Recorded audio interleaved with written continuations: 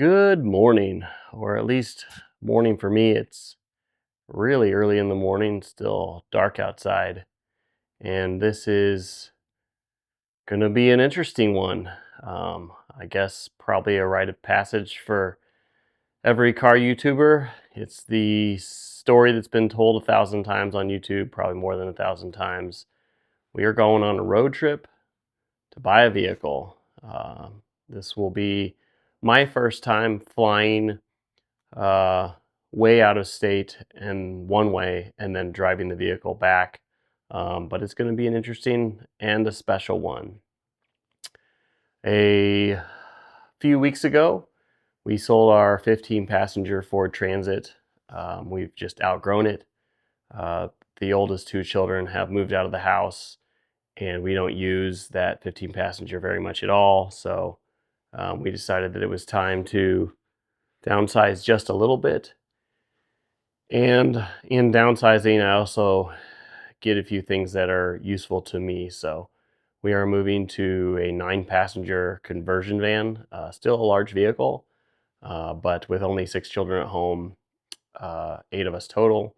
The 9 will fit us well, make road trips much more comfortable, and I can move to 2500 platform GMC van, and it'll come with a 6-liter LS based engine and a lot of towing capacity. I think about 10,000 pounds.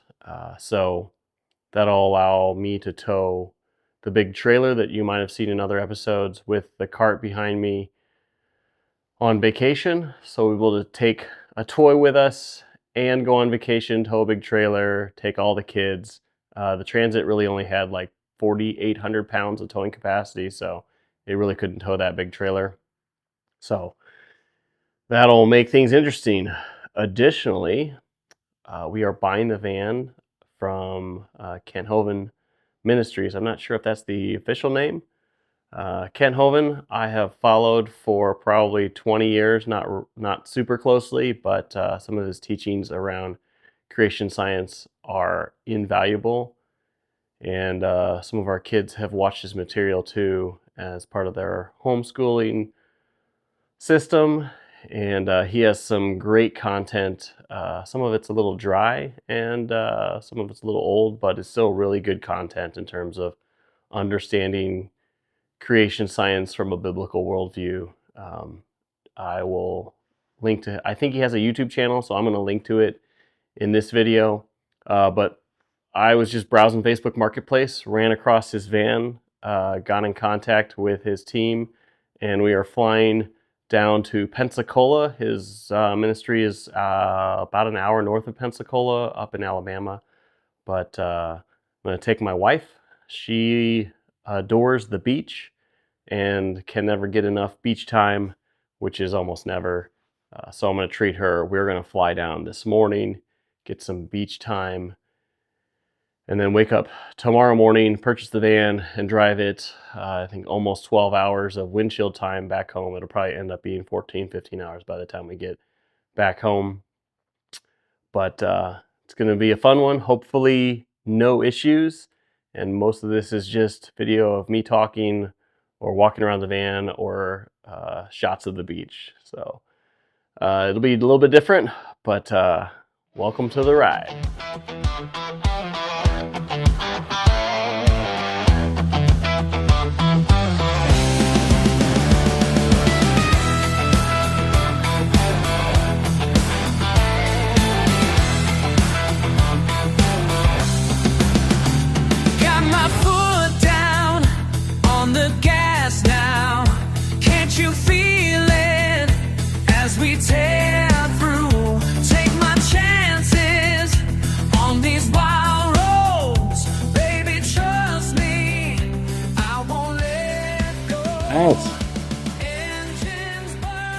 We made it. That is blindingly bright. See if I can get that. There we go. A little better. The ocean is right outside, and we are going to go hang out on the beach for the rest of the day. And then tomorrow morning we'll get up and meet the sellers. I've been in communication with them, and they should be picking us up from the hotel in the morning. And we will buy the van and hit the road home.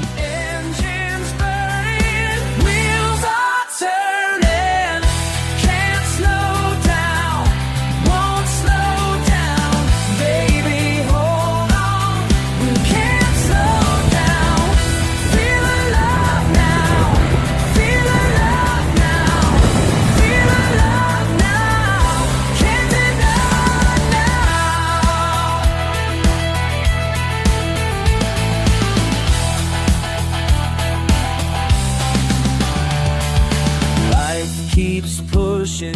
Well, I keep running. there it is. My wife is in the background there peeling off the letters. This whole wrap is going to come off. Maybe we'll leave a dinosaur or two. We are about an hour down the road. Stop for some lunch and some gas and a couple supplies at a Walmart parking lot here. So far, so good. Has a number of little issues that we'll deal with probably in some upcoming videos. Probably the biggest one is that they just had a pretty major transmission repair. I actually think that the transmission got rebuilt. At a minimum, the valve body was replaced, and it shows a StabiliTrak issue on the dash, and so it won't let me turn on cruise control, which is going to be a pain for the next 10 hours of driving home. But we'll make it through that and figure out how to address that. I forgot to bring my little scanner, OBD2 scanner, with me, so I don't know exactly what the problem is there. The TPMS sensors aren't working. Probably the batteries are dead. This is a 2012, so it's a 13-year-old vehicle. And batteries are probably dead there, so it's not reading tire pressure. I just checked them; they're good.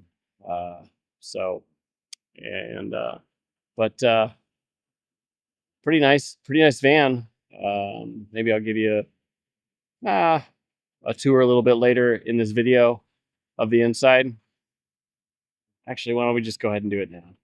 All right, it's a conversion van. A couple minor issues. This handle's broken.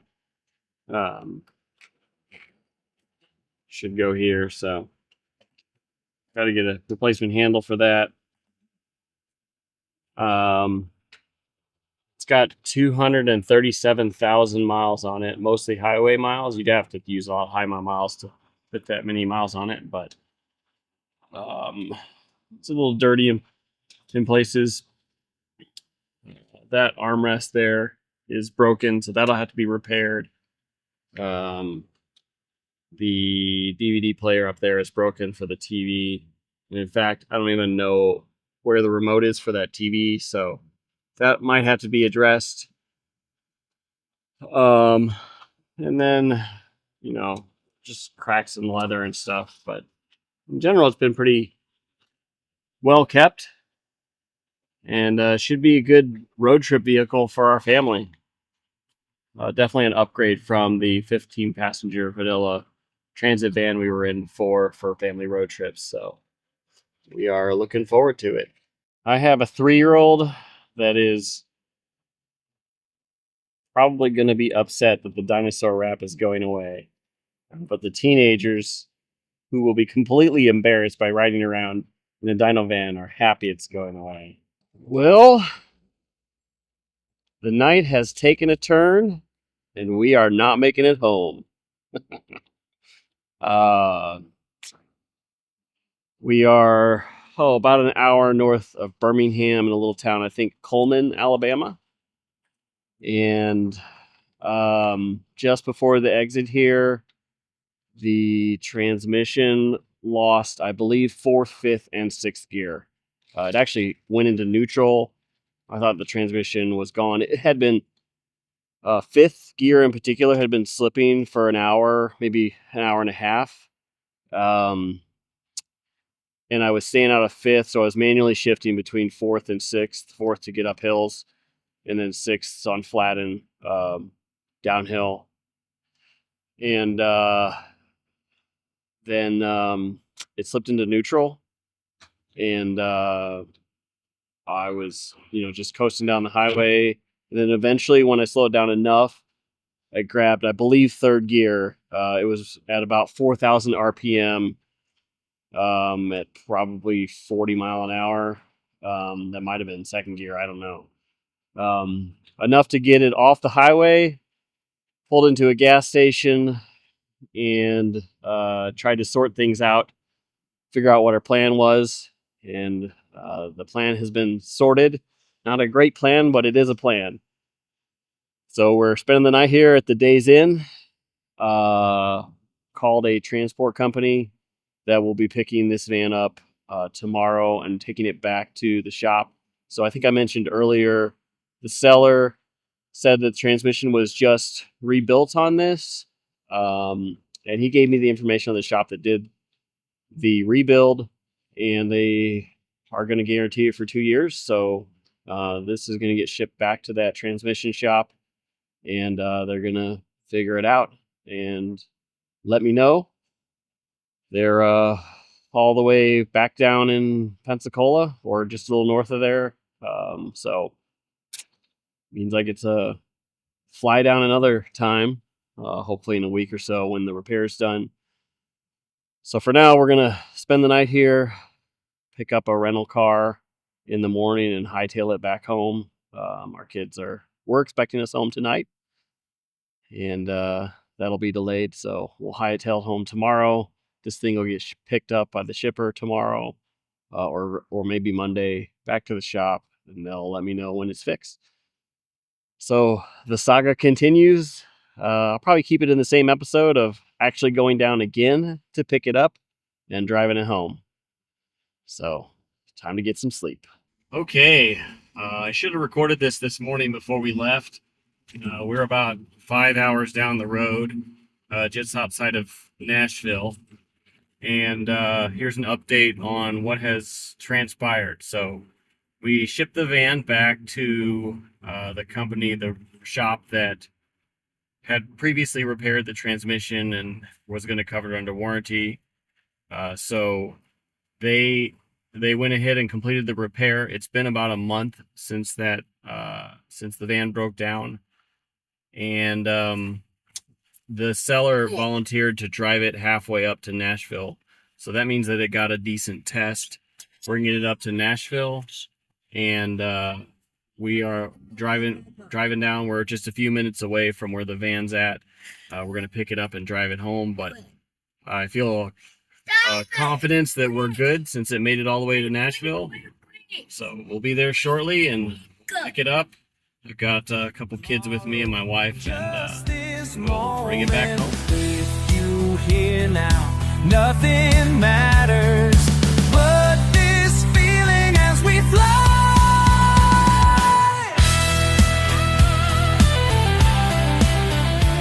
All right, we are about an hour outside of Nashville now.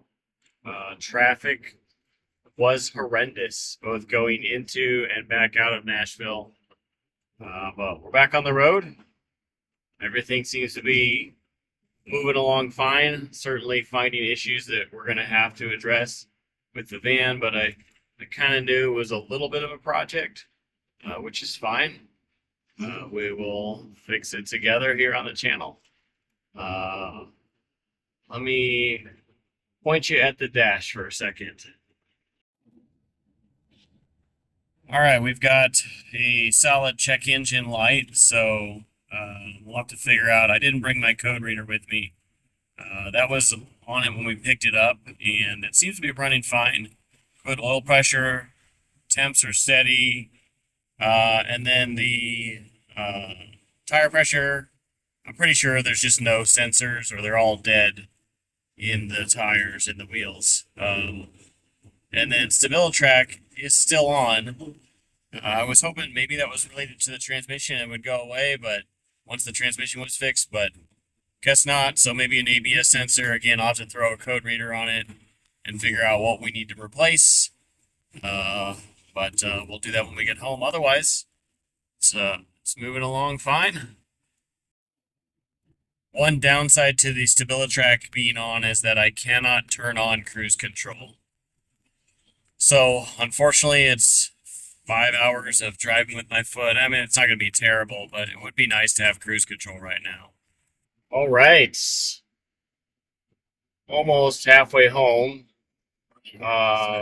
Somewhere between a third and a halfway home, and it's about time to fill up with fuel. Plus, I want to fill up before we cross the border into Illinois because gas will get more expensive on the other side of that border. So while we're still here in Kentucky, we're going to fill up. And there's also an auto parts store at this exit coming up. So I'm going to pull in. I forgot to bring my code reader. And we're going to see if we can read the codes for this check engine light, maybe the StabiliTrak, and maybe get an idea of what we're looking at before we get home. They gave me a little printout.